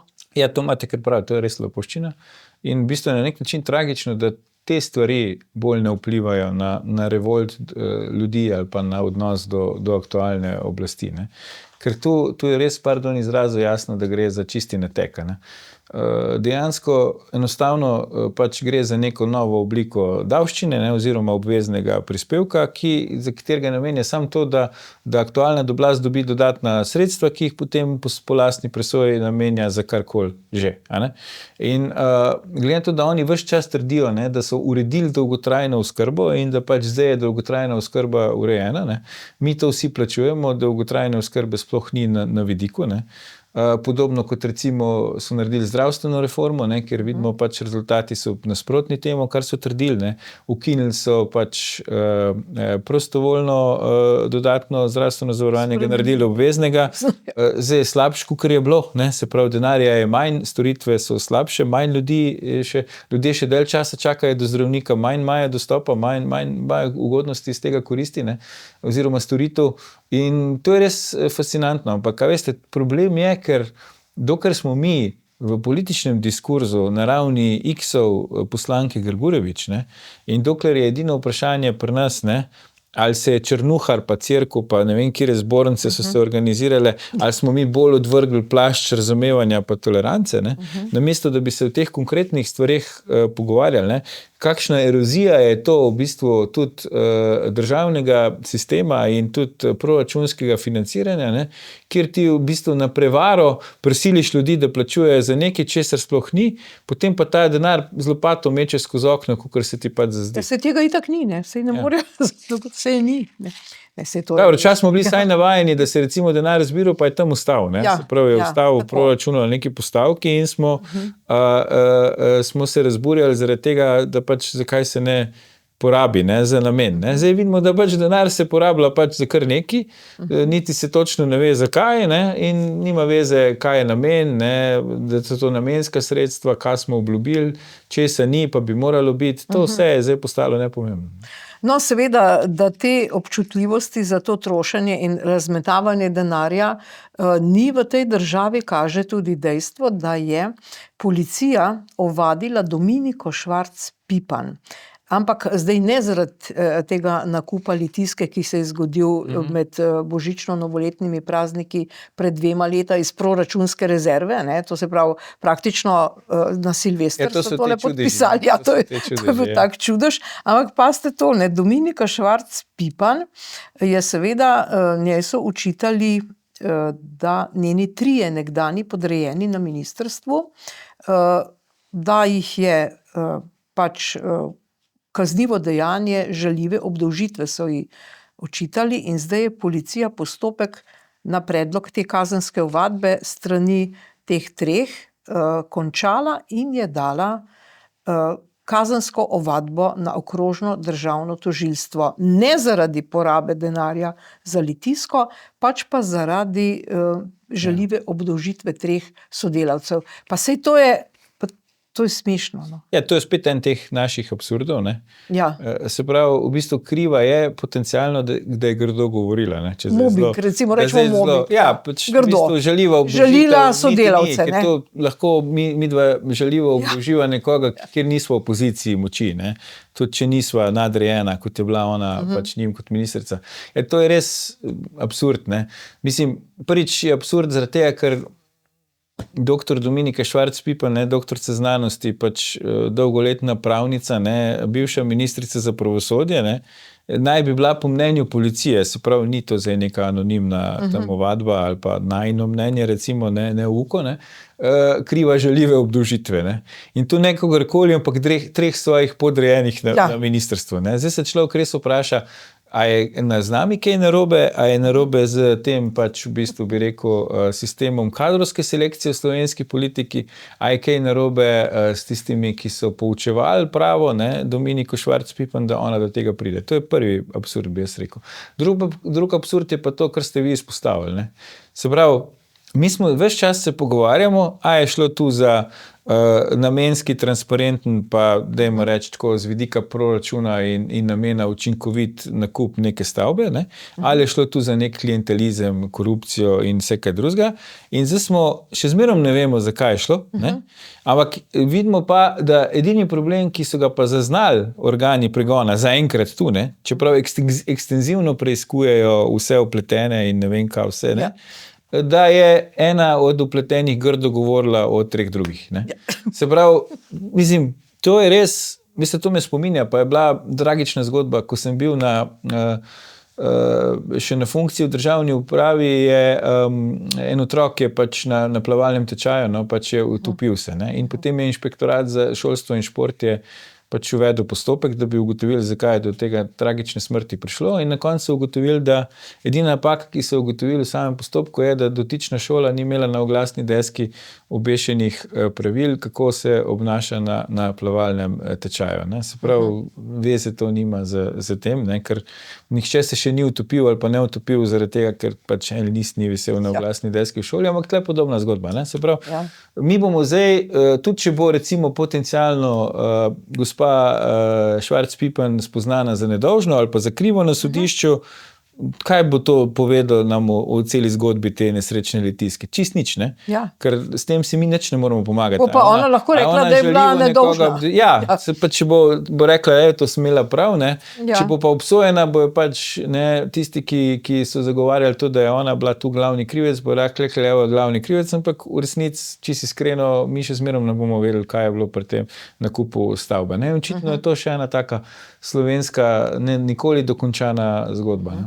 No, seveda se to vse vleče v ta naš nesrečni proračun, ki je bil zdaj sprejet za leto 26, mogoče tudi 27, ampak bistveno je, da imamo 3% javni finančni primanjkljaj. In seveda, dr. Mojmir Mrak je dejal, da je to hoja po robu, da če se karkoli zgodi, da je treba spet iz proračunske rezerve karkoli plačati, da takoj pademo čez rob. Ne? In seveda je tudi Evropska komisija ugotovila, da slovenski proračun za prihodnje leto tvega neskladnost s pravili EU. Predvsem pa je problematična božičnica. Kaj se nam zdaj obeta? Kakšno zapuščino puščajo teli nesrečniki Svobode za novo vlado? Ne? V bistvu javne finance so zdaj kot neke vrste bankomat, ne? Mogoče celo ta, ki je v Kočevju ali ki je že preko noči izginil, pa ne vem, če so ga že našli. Skratka, pač enostavno, ne, zdaj dolg časa je bil problem, pač kdo dviguje denar, pa kam ta denar gre, zdaj so nam kar že odnesli v bistvu bankomat. Ne. Vidimo, da javne finance zdaj, prej smo ves čas poslušali to mantro, ne, se pravi, javne finance morajo biti stabilne, ono, drugo, tretje, gor dol, zdaj vidimo, da to je v bistvu čisto pomba pod črto, da to se skupaj nima smisla. Ne. Tudi ta opozorila Evropske unije, ne, so tudi, bi rekel, malo dvolična. Ne. Jaz verjamem, da je res slovenski proračun problematičen za naslednje leto z vidika pač pravil EU, ampak ne verjamem pa, da to ravno zaradi božičnice, ne. Ker ta vlada je storila veliko drugih stvari že prej, ki so po moje enako ali pa še celo bolj ogrozili ta bi rekel, naš proračun. Ne. Tako da, ampak spet, ali bo to imelo kakršenkoli vpliv na položaj te vlade, na podporo te vladi strani recimo evropskih inštitucij, pa na volilni rezultat prihodnji marec. Ne? Jaz mislim, da se bojim, da ne. No? Ker enostavno, a veste, mi imamo zdaj toliko novic dnevno o tem, kako stvari ne funkcionirajo, da denar kar nekam gre, da gre za neko korupcijo, klientelizem, neko bahaštvo, nastopaštvo. Ne. Predsednica države meri ogljični odtis tako, da s helikopterjem leta po Sloveniji, ne, ker se je pač ne da voziti po cesti. In to enostavno se to nikjer nič ne pozna. Ne. Tako da mogoče je res težava v nas samih, v Slovencih, če je to res, da se to nikjer nič ne pozna, da pač ali nam je čisto vseeno, ali pa smo že obupali in smo se tega navadili. Ja, ampak je pa po svoje res to, kar je dejal pred časom Janez Janša, da mladi ne nasedajo več. Ne? Zdaj z zanimanjem sem prisluhnila pogovoru, pogovarjala sta se dva voditelja podcasta, eden je podcaster David Milosavljević, gost je bil pa Gašper Bergant, ki tudi vodi podcast, je pa stand-up komik, pa poglejte, kako sta one dva zdaj ocenila, kaj se dogaja.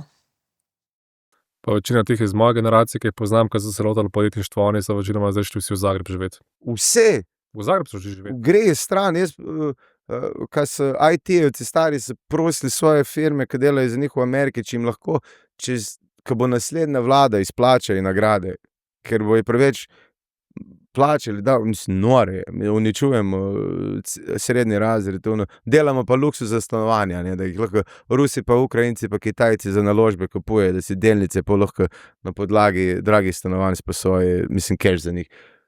To nima, noben več nima nekega interesa za dajmo reči, temu državo, pa za narod. Ja, mladi odhajajo v Zagreb, gradimo stanovanja za Kitajce, zadolžujemo se na Kitajskem, pa na Japonskem. Ja, pa vodovode v Republiki Srpski, v Bosni in Hercegovini recimo, ne? Pa obnavljamo pač Palestino in tako naprej. Ali bodo ti mladi zdaj volili finančno? Ja, to je zdaj veliko vprašanje. Ne? Zdaj, kakor vidimo, da ti rezultati, ki so zdaj pač umestni, se pravi evropskih volitev, pa tudi referendumov, ne?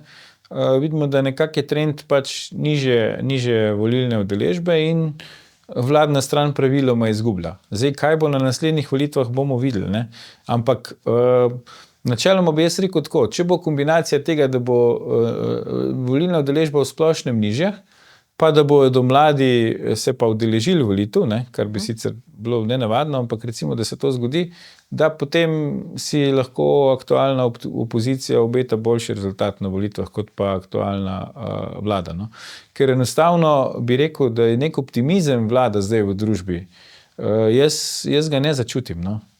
Jaz čutim bolj to, da neko reakcijo v smislu, ja, sej, Golob dela napake, ne, ga sračka po domač povedan, ampak ne, še vse en bož, da ni Janša. Da bi pa nekdo prišel pa rekel, ne, Golob dela super, odlično nam gre, v Sloveniji se fajn živi, imamo perspektivo. Tega praktično ne zaznam. Ne. S komerkoli se že pogovarjam, karkoli vidim, karkoli preberem. Tako da to nezadovoljstvo je po moje upravičeno res visoko. Ne. Tudi to standard, veste, če sam standard pogledava, zdaj čisto objektivno, ne. To, da nas Hrvaška dohiteva in nas bo v nadaljevanju tega trenda v parih letih prehitela, ne, je pač nesprejemljivo, ne, ker načeloma v Sloveniji pač smo zmeraj imeli višji standard kot na Hrvaškem in gotovo nismo šli v samostojno državo zato, da se bo to spremenilo. Ne. Ampak, a veste, spet še enkrat, kako se bo to odrazilo, če se bo odrazilo na volitvah, je treba počakati pa videti. Ne. No, ampak nekateri so pa nekaj optimizma našli v dejstvu, da je tožilstvo Zorana Jankovića postavilo za prvo osumljenega in Janković je zdaj glavni osumljenec preiskave gospodarske kriminalitete in korupcije. Ali bo tokrat obsojen, so se spraševali. In očitno, tako ljudje ugibajo, mu tudi veliko prijateljstvo z Milanom Kučanom ne bo več koristilo, pa seveda ta izjava Jankovića na Hrvaškem, v nekem hrvaškem mediju, da dokler je on proti Janezu Janši, se mu ne bo zgodilo nič. Ne? Ja. Očitajo pa mu recimo tudi napeljevanje k zlorabi položaja drugih oseb, sprejemanje podkupnine, bil je tudi že zaslišan v torek. Kaj si lahko obetamo? Ja, zdaj, ta njegova izjava, da se mu ne bo zgodilo nič, zaenkrat še drži, ne. Ker zaenkrat se mu še ni zgodilo nič, ne. Mislim, dogaja se mu očitno kar precej, ampak zgodilo se ni pa še nič, ker ta neka kazensko-pravosodna telenovela z njim ima zelo velik sezon, ampak nič ne kaže, da je to zdaj zadnja sezona ali pa celo zadnja epizoda zadnje sezone, ne. To je eno. Drugo pa lahko bi tudi rekla, o bog kolikič že, ne.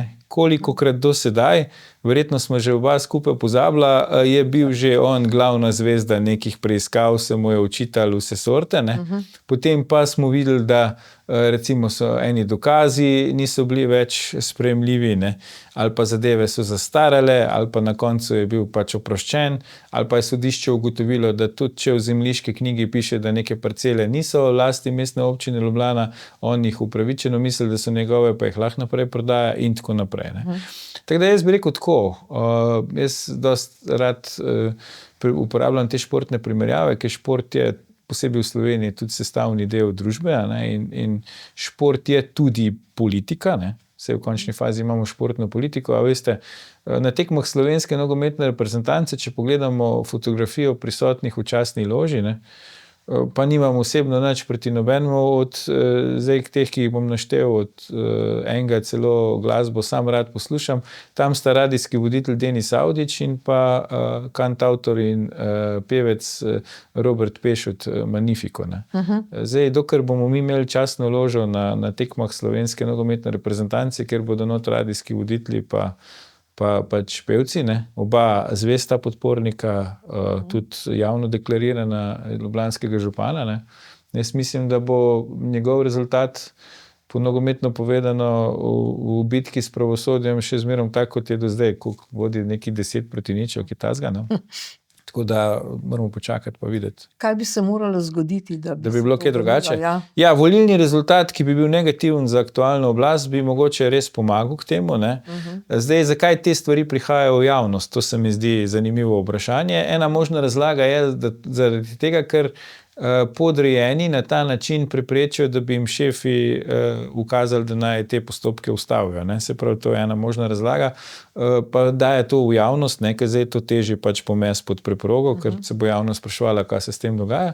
Druga pa je ta, da se čaka, posebej v tem konkretnem primeru, kjer se je tožilstvo odločilo za sodno preiskavo, ne. Zdaj, če prav razumem te novinarske zapise, če so točni, se njemu očita neke grožnje, med drugim tudi in podkupovanje uradnic na upravni enoti, ne. Zdaj, če bi ga, tako jaz razmišljam laično, če bi ga te uradnice same prijavile, potem tožilstvo ne rabi sodne preiskave, ne, pač lahko gre direkt v obtožnico, ne. Pri sodnih preiskavah, a veste, pa zmerom tako, ne. Se pravi, to je idealno sredstvo, da se počaka na v narekovajih boljše čase, če bo volilni rezultat negativen za aktualno oblast marca, ki jo tudi Zoran Janković nekritično podpira, potem mogoče bodo ti postopki stekli naprej. Če pa bo pozitiven za to oblast, bo pa mogoče ugotovili tako že 10-krat ali kolikokrat do sedaj, ne, da je bilo veliko prahu, veliko dima, ampak nobenega ognja, ne. Ja, no, ta teden smo iz Univerzitetnega kliničnega centra v Ljubljani slišali dve pretresljivi novici in presenetljivi. Prva je ta, da maksilofacialni kirurgi in njihov oddelek razpada. Zdravniki odhajajo. To se pravi, ta oddelek praktično ne vemo zdaj, ali bo še ali ne. To se pravi, to so kirurgi, če ima človek raka v ustni votlini, to so zelo pomembni in ti kirurgi, ta oddelek je rastel vrsto let, ne. Druga zgodba pa je, da bodo prav v tem istem Univerzitetnem kliničnem centru odprli samoplačniško kardiološko ambulanto. Mislim, vse tisto, kar zdaj, zaradi česar zdaj te maksilofacialni kirurgi, ki se morajo do prihodnjega leta imajo odločiti, kje bodo delali ali v javnem ali v zasebnem sektorju, ker zdaj oboje ne morejo več biti tako imenovane dvoživke. Oni pa sami zdaj odpirajo plačniško ambulanto. Zdaj takole pravijo, cena pregleda bo po neuradnih podatkih znašala 130 evrov, to je seveda samo en pregled prvi, ne? In se zastopnik pacientovih pravic sprašuje in pravi, to je Marjan Sušelj, človek bi to razumel na primer na področju estetske kirurgije, pa plačaš. Ja.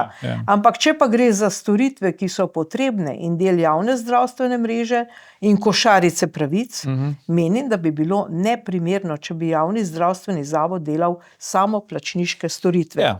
To sta spet zdaj dva paradoksa. Ne? Idealno je, če imaš ti vrhunske zdravnike, se pravi kirurge, ne, ki delajo v javnem zdravstvu, se pravi, da tam lahko pomagajo vsem, ne glede na njihov gmotni status. Ne. Hkrati pa delajo tudi zasebno, ker seveda v javnem zdravstvu jih ti težko tako plačaš, kakor bi jih moral, glede na to, kakšni vrhunski strokovnjaki so. Ne. Mi smo šli to zdaj porušiti, ne. Mi smo jim rekli, odločite se, tle v javnem segmentu vam bomo zagrenili pogoje dela, življenja in vse skupaj do te mere, da boste čisto zafrustrirani. Ne? Zdaj se pa odločite, a boste šli v zasebno, kjer imate vrhunske pogoje in ste vrhunsko plačani, ali boste ostali tu. Ne? In zdaj smo vsi šokirani, ker smo jih mi postavili, ne? Praktično s pištolo na čelo, ne? Če malo pretiravam, smo jim rekli, odločite se, in oni so se odločili za življenje. Ja. In zdaj šok. Ne? Po drugi strani pa uvajamo, kako ste rekli, ne? Ker so šli, plačljivo ambulanto, ne? Sej tist, ki pa nima 130 evrov, to ni majhen znesek, ne? Sam za pregled, ne? Mu pa verjetno ostane eutanazija, ne? Žali Bog je zdaj padel zakon na referendumu. To je bil očitno del tega kombinacija. Ne? In veste, to je zdaj spet, kje veliki zagovorniki, kot sem tudi sam javnega zdravstva, ne? Kje je zdaj, kam smo prišli? Ne? Kaj so iz tega javnega zdravstva, se pravi največji branitelji delavskih pravic, ne? Kakšen je položaj delavcev pri nas, največji branitelji javnega zdravstva, kakšen je položaj javnega zdravstva, največji branitelji demokracije, pluralizma, svobode izražanja, kje smo tu? Ne? Se pravi, vse je čist kontra, ampak ta njihova drža pravičniška se pa sam krepi. Ne? Še odvrgli bo je zdaj ta plašč tolerance in razumevanja, ne? In na koncu bomo imeli Univerzitetni klinični center Ljubljana, vse ambulante bojo samo plačniške, ampak ne, to je vse del boja proti zasebnemu zdravstvu, proti vdiranju zasebnega v javno in tako naprej. Ja, norost cela. No, zdaj pa še en pomemben sklop. Zoran Stevanović je ta teden vložil, to je Zoran Stevanović, njegova stranka je Resnica in ji kaže dobro na volitvah. Tako pravi direktorica Mediane, Anja Božič-Mara. On pravi, on je vložil predlog za odpravo obveznega RTV prispevka, a to je v Državni zbor. Ja. In sicer pravi, da seveda bi bil RTV, ne da se ga ukine, ampak plačan iz proračuna. Zdaj istočasno, tole imamo te nikogaršne hlapce, moramo spomniti na to, nikogaršni hlapci, ki so protestirali, zadaj vidimo tudi Eriko Žnidaršič, so protestirali proti ne vem čemu pravzaprav. Oni so zdaj dobili njim na roko napisan en nov zakon oziroma novela zakona, ki jo je vložila Asta Vrečko, pri čemer bi dejansko iz proračuna plačevali za narodnosti, kar neposredno pa za glasbeno produkcijo. Zdaj pa vprašanje, ki tu nastaja je, ali podpreti, seveda to, da gre iz proračuna, po drugi strani pa, poglejte, mi imamo na Ustavnem sodišču še vedno ta zakon, ki bi ga zdaj novelirali, za katerega še zdaj ne vemo, ali je ustaven ali neustaven in zdaj noveliramo nekaj, kar je neustavno. Ja, mislim, mi grede, ne, če smo spet malo cinična, vmes smo zvedeli, da so alkotesti neustavni, ampak naj jih kar policija še naprej uporablja, ne. Mogoče tudi tu, ne, zakon neustaven, ampak naj še naprej velja. Ja, dva vidika sta. Najprej, hvala Bogu, da imamo vas pa vašo oddajo, da širše javno zve, da je gospod Stevanović recimo vložil tak predlog. Mi tega ne poročamo. Tudi RTV Slovenija, ki jih to neposredno zadeva, se dela, kot da tega sploh ni bilo, to je prva stvar. Že vso kampanjo tako izbiro. To je prva stvar. Zdaj moram reči, da ta rešitev, ki jo on predlaga, od vseh teh, ki so bile do zdaj predlagane, meni osebno še najbolj všeč. Ne? Ker če bo res, kar po mojem mnenju zdaj nekritično tudi je. RTV Slovenija neko propagandno vladno pač trobilo, pač naj bo plačana iz proračuna, ne, da bo to transparentno. Ne. Ker to, kar se zdaj dogaja, to neko obvodno financiranje, ne, kjer vidimo mi vsak mesec ali pa vsake pol leta, ko RTV zmanjka denarja, ne, kar naenkrat Urad za narodnosti vladni, ne, pač neki dodatni denar nameni za programske vsebine italijanske pa madžarske narodne skupnosti. Jasno je, da ta denar, tako kot pri dolgotrajni oskrbi, ne gre za to, ne, ker potem jaz nameto čakam, če bo ta Mostovi hida, ko dajo mogoče zdaj vsak večer na sporedu, ali pa bo dolga 4 ure, ali pa še neke nove oddaje, ali pa še v italijanščini mogoče posebej, pa se nikjer nič ne zgodi, ne, se pravi, nič od tega ne vidimo, ampak vsake pol leta slišimo, ne, da je pa 6 milijonov, pa 20 milijonov, pa 23 milijonov je pa šlo za skupnosti, ne, in zdaj očitno pa kar zakon predlagajo, da se ne bo treba matrati s tem obvodnim financiranjem, ampak bo kar direkt šlo, ne. Tako da človek, ne, bi pričakoval, da bo zdaj, recimo, ne vem, pač premier Madžarske Viktor Orban neko posebno zahvalo poslal Robertu Golobu, ker toliko denarja namenja, ali pa italijanska premierka Melonijeva, ne, tudi se Robertu Golobu zahvala, ko on toliko denarja namenja na RTV Slovenija za italijansko manjšino, ne. Te zneski letijo v nebo, ampak jasno je, da kam letijo, ne. Tako ste rekli, letijo pač za plače zaposlenih, oziroma letijo zato, ker je poslovanje javnega zavoda RTV Slovenija približno enako učinkovito, kot je njihova uredniška politika. No in zdaj, ko gremo pa na vsebino, ne, recimo Ksenija Horvat, direktorica, ki je bila seveda tudi prva na pločniku in se potem povzpela na direktorski stol. Je to verjetno kvalificirali za to. Ja, tako, ne, ona in pa tudi drugi v vodstvu so pa zdaj predlagali, da bi pa oddaja Tarča na RTV Slovenija bila spremenjena in sicer v oddaji naj bi poslej več minutaže namenili preiskovalnemu novinarstvu in kakovostno raziskanim prispevkom. Oddaja ne bo senzacionalistična, ampak jo bomo vzpostavili na najvišji ravni strokovne, umirjene študijske razprave o razkritih nepravilnostih. Zdaj pa politiki pa tudi ne bi sodelovali, ne. Gosti bi govorili o vzrokih, posledicah, politiki pa ne, samo včasih, ne. In zdaj gremo na Eriko Žnidaršič, ne, voditeljico Tarče, ki je tukaj med nikogaršnjimi hlapci tudi ona protestirala.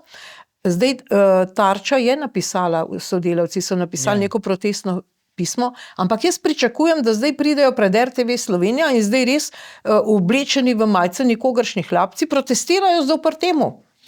Ja, mislim, pričakovanje je pač lahko je, ampak ne kaže, da se bo uresničilo. Ja, mislim, to je neverjetno, ne. Se pravi, edina oddaja, ki je še nekako ohranila gledanost, ne, informativna TV Slovenija, ne, Tarča, je problem, ne, zato poslovno vodstvo, ne, politično nastavljeno in očitno v službi aktualnega režima, in oni bo zdaj to oddajo spremenili, ne. Spremenili bo pa tako, da bo verjetno manj gledana in manj gledljiva, ne. Uničena oddaja. To je res paradoks. In to prejšnje vodstvo, proti kateremu so protestirali, neprestano ni naredilo. Ja, in tudi v bistvu nismo slišali, ne, da bi na ta način, da bi prejšnje vodstvo reklo, da bo pa zdaj manj senzacionalistično, pa da bo manj politikov, pa da se ne bojo smela mnenja kresati, pa vse bo bolj strokovno. Ne? In to celo napišejo noter v poslovni načrt. Se pravi, jasno je, da njim ne gre za to, da bi javni RTV zavod izpolnjeval svoje poslanstvo, pa posloval vsaj s pozitivno nulo, ne? Ampak jim gre za to, da pač bojo prepričevali še naprej režim, da so edini pravi, zveličavni, da imajo 90+ % podporo v Sloveniji, ne? S tistih manj kot 10% nas, ki pa kaj kritičnega rečemo, smo pa neki nezadovoljni nergači, ne? Proti katerim je treba odreči plašč tolerance in razumevanja in nas pač preganjati s policijo, ne? To je nekako v bistvu poslovna vizija zdaj zavoda RTV Slovenija in jaz napovedujem, da ob takem poslovni viziji ne bo dosta zakon, ki gasta vrečko, pač predlaga, ampak še številni zakoni bojo potrebni, da bo pa še osnovni je neustaven, ne? Ja, pa da bo proračunski denar lahko vse te nebuloze, vse to norost financirati. Torej, ali jim lahko zdaj ta neprotest, seveda jaz bi pričakovala, da pridejo spet hlapci pred vrata RTV, ali jim lahko to pomaga pri volitvah? Jaz mislim, da ne. No. Jaz mislim, da pač enostavno so se tam ljudje navadili, da pač če si na liniji, potem se ti to splača, če pa nisi, se ti pa ne. Če dam konkreten primer, recimo vaš voditeljski kolega, pač Igor Pirkovič, koliko časa je on že prezodaja, Ja. Ampak recimo zdaj, da vzamejo plastično vdajo Eriki Žnidaršič, pa njemu dajo neko vdajo, ali pa se oblast zamenja, pa se to zgodi, smo še zmerom na nuli. Se pravi, še zmerom imamo eno vdajo več, pa eno vdajo manj, se pravi, nič nismo naredili. Skratka, ta zavod je zaciklen, in zaciklen je do te mere, da enostavno pač propada. Propada kadrovsko, propada strokovno, propada po programski vsebini, govorim posebej o informativnem programu. In te norosti, ki se zdaj dokazujejo, samo kažejo na to, da revolucija v bistvu žre lastne otroke. Tako kot ste rekli, se pravi, tudi te, ki so na ulici zahtevali, da pride ta oblast, se jim je ta oblast zdaj odrekla, zato ker so zmogli en kanček profesionalnosti in objektivnosti, in so pač včasih pokažejo na to, da tudi ta oblast ni nezmotljiva. Mogoče bo pa Mirovni inštitut pisal na Ustavno sodišče, tako kot je v tistem primeru blatil nas vse sodelavce, ki nismo stavkali. No, zdaj za konec poglejmo še na tele sabotaže, ki se dogajajo po Sloveniji. Namreč pred vlake postavljajo prometne znake, pohištvo, kamenje. Seveda so v Novem mestu, v Celju, že aretirali nekega mladega 16-letnika fanta in na drugi strani pa je neko bosansko vozilo z bosanskimi registrskimi tablicami, meni nič, tebi nič, pred vsemi kamerami vozilo po izteku 2 planiških skakalnic, teh mladinske in otroške, in seveda naredilo poškodbe v izteku, za katere bomo morali spet zelo veliko plačati. To je nek absurd, neke arogance, kako si pravzaprav res ljudje to dovolijo, kaj se dogaja? Dogaja se to, kar vidimo vsak dan. Se pravi, razpad, bi rekel, pač nekih družbenih norm, razpad neke vsesplošne kulture in razpad pač državnega sistema in aparata. Se pravi, dejansko mi imamo zdaj očitno nek trend, jaz bi ugibal med mladostniki, kjer je popularno, da ti pač zmečeš stvari na progo in pol opazuješ, kako vlak iztiri. Enega so zdaj, kot pravite, pač osumljenca aretirali, mogoče kot pri uboju v Novem mestu ne bomo nikoli zvedeli, je sploh bil kriv ali ne, ker tam še zmerom ne vemo. Slišimo v mestu, da Sova to preiskuje, mislim, kdo verjame, da pač bi neke tuje tajne službe pri nas organizirale sabotažo na železnici, tako da bojo stole metale na progo, verjetno se to da narediti na učinkovitejši način. Po drugi strani pa, zakaj pa ne bi pač nekdo prišel še celo, če je tuji državljan, ni sicer nujno, lahko je celo naš državljan, pa pač ima saj tujo registrsko tablico, pa se malo zapeljal v Planico, pa se tam malo vozil, pa trokiral avto z ročno zavoro po izteku teh skakalnic. Če to itak ni več, če male kraje pa tatvine niso več po Šuterjevem zakonu kaznivo dejanje, to tudi gotovo ni. Se pravi, kaže na to, da osnovne sistemi nam ne funkcionirajo. Se pravi, kamere so ga posnele, čeprav vem, se je odpeljal, še zdaj ne vemo, kdo je, nič se mu ni zgodilo. Če se vidi vozilo, se verjetno vidi tudi registrske tablice, če se vidi registrske tablice, se ve, kdo je lastnik. Se da, pride do tega človeka, bi morali zvedeti že, da je kak postopek bil speljan. Edino, kar smo videli pač direktorja zavoda, Jelka Grosa, ki je pač govoril, da je to pa res nedopustno. Koliko to stane. In koliko to stane, ja. Se pravi, grozno, da to on počne, plačali bomo to spet mi, karavana gre naprej, tisti vlaki iztirjajo, pol pač je tu škoda nastane, promet železniški, ki že tako ni najhitrejši, stoji, ampak nič hudega, to vse normalno. Se pravi, Svoboda nas prepričuje, da v bistvu vse, kar smo do zdaj mislili, da bi morali biti, pa da bi morali funkcionirati, ne funkcionira več, ampak to je normalno stanje. Dobro, končajva bolj optimistično. Zdaj ta vikend smo priča prvi adventni nedelji, lučke v Ljubljani se prižigajo. In povsod drugje. In povsod drugje, tokrat nas je prihitel Maribor. Povejte nam tako in nutshell, bi rekli Američani v lupinici oreha, kako ocenjujete letošnje leto? Jaz bi rekel, da je letošnje leto bilo v bistvu kar precej naporno, turbulentno, ne preveč optimistično, tako da mogoče ravno prav, da prihaja zdaj ta adventni pa božični čas praznikov, ko ponavadi nekako bolj z optimizmom zremo v prihodnost, ampak mogoče za koga presenetljivo, V tem delu bi pa pritrdil mnenju gospoda Jenula, ne, ali pa tovariša.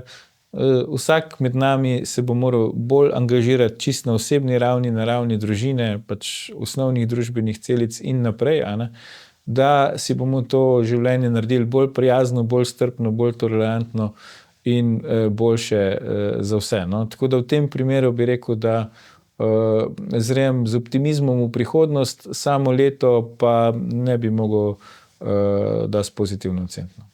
Gospod Aljuš Pertinač, najlepša hvala za vaše komentarje. Prosim. Hvala za pozornost in nasvidenje.